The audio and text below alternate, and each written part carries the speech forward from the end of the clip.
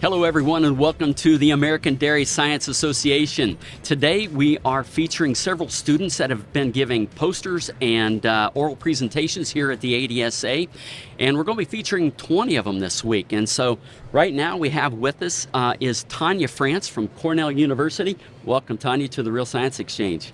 Hi, thank you for having me today. Oh, you're very welcome. So, you did an oral presentation. Have you done that yet? I have not done that yet. Okay, so it's scheduled tomorrow. All right, Yeah. very well. The title of that's called Changes in Plasma and Milk Choline Metabolite Concentrations in Response to the Provision of Various Rumen-protected Choline Prototypes in Lactating Cows. So tell me a little bit about that research, or maybe I should first, would you like to introduce your professor here? Yeah, this is Dr. McFadden from Cornell.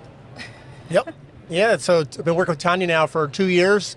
She just passed her candidacy for her PhD program, so we're super excited about that. And this project was one of many that I think Tanya has taken on in her PhD program. We focused on the effects of rumen-protected choline on the choline and choline metabolite response in plasma and milk. You know, the overarching goal here is to define the best rumen-protected choline technologies that really enhance choline bioavailability, and that's really difficult to do because it's not just about choline, it's about how choline is metabolized. And so her study really tried to answer that question by really tracking sort of choline utilization in the cow. Right, yeah. So, Balchem, we're the world's largest manufacturer of choline, and one of the challenges we've had is that we're not able to measure the bioavailability. We create rumen-protected cholines, and it's been very difficult. And so this is a key part. This research, kind of some of the seminal research, tried to help us understand that, correct? Yeah, I mean, bioavailability is a tough thing to measure, especially in the cow, especially with rumen-protected technologies. We got to get to a point, though, where we better understand the amount of choline that is digestible, metabolizable, and bioavailable. And there's a lot of reliance on in vitro approaches to do that, and there's a lot of limitations with those approaches. I'm not saying our approach, and which I'll let Tanya talk about, but it's not the best. I mean, there are limitations to every approach, is what I'm trying to say. And but we need to better understand sort of the biological response. And so to do that, you have to actually use the cow to do it. Yeah, very well. Tanya, why don't you tell us a little bit about the research and how you went about setting up the protocol? So we ended up doing 2 different experiments for this study. So the first one was with 12 mid-lactation dairy cows, and we had an unreplicated Latin square design with 3 main plots, which was prototypes 1, 2, and 3, which were rumen-protected products from Balchem, and within each of those main plots, we had one of 4 doses. So we had a 0 or a control, and then 18, 36, and 54 grams of choline chloride. And basically, we gave these as a ruminal bolus to the cow and measured plasma and milk over the course of about 36 hours, and seen if there was a linear dose effect of the products. And we did want to look at a couple different metabolites that haven't really been measured in dairy cows before. In your experiment, you used mid-lactation and late lactation cows, but we typically feed rumen-protected choline to transition cows. So can you explain a little bit about why you chose those stages of lactation in your experiment? We really chose to do that because the responses to rumen-protected choline in a transition cow, those plasma metabolites or milk metabolites, are going to be highly variable, and nutrients are really going to be partitioned, or we would think partitioned towards the mammary gland. So to kind of remove those variables or make it less variable, we chose to do mid and late lactation cows. And for the purpose of the study, it being more of a bioavailability study, it seemed like a better option to use mid and late lactation cows. Granted, we were not comparing the 2, since they were 2 completely different studies, but yeah. My co-host for today's session is Carrie Estes. Carrie, this is your first time to the Real Science Exchange. It Appreciate you is. joining us Thank you. today. Thank you. Tell us a little bit about yourself and your role here at Balchem. So I'm a research associate with Balchem, and I've been working with Balchem for 5 years now.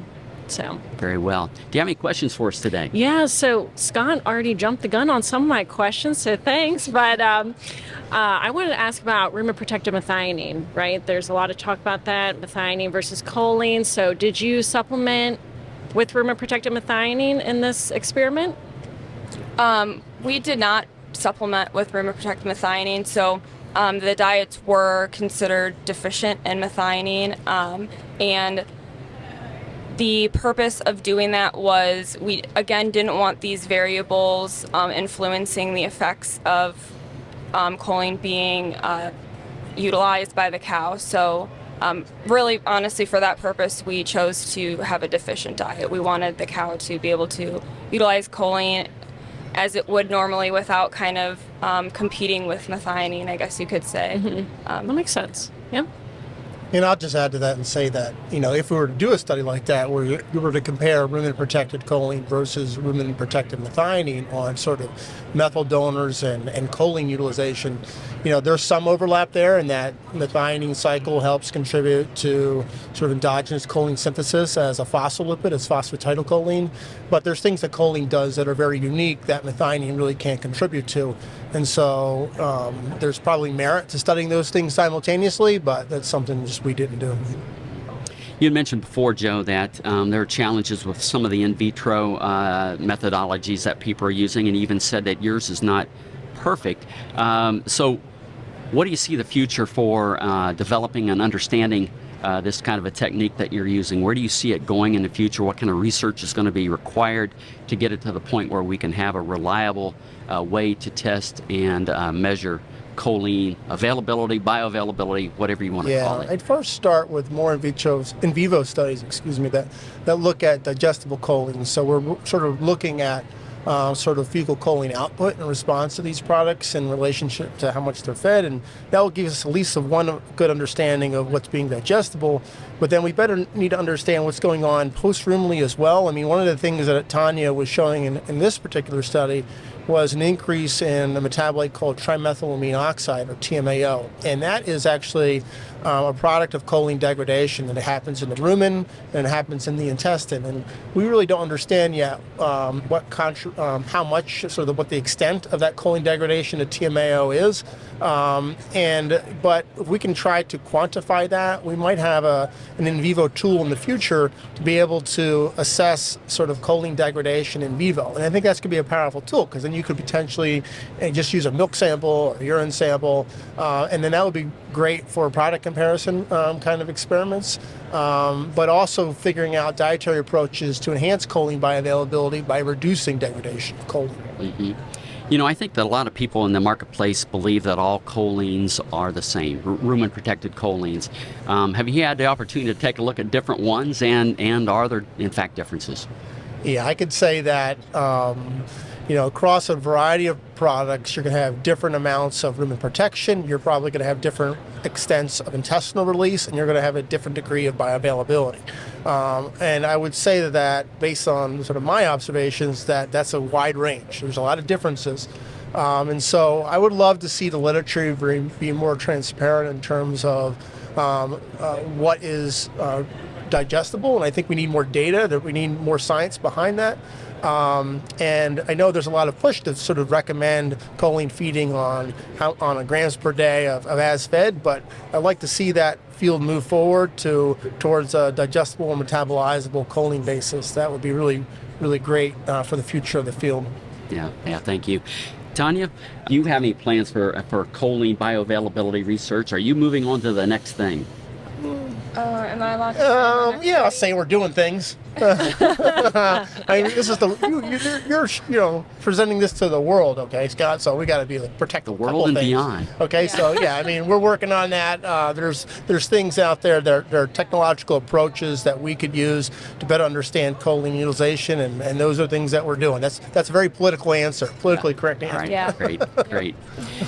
So why don't we, Tanya, talk a little bit about your future specifically? Understand that you graduated or will soon graduate, and Yeah, so I'll be hopefully graduating in May of next year, and I'm hopefully going to be starting a postdoc after that, with the goal of going into academia, potentially following a postdoc. So we will see. very That's the good. goal.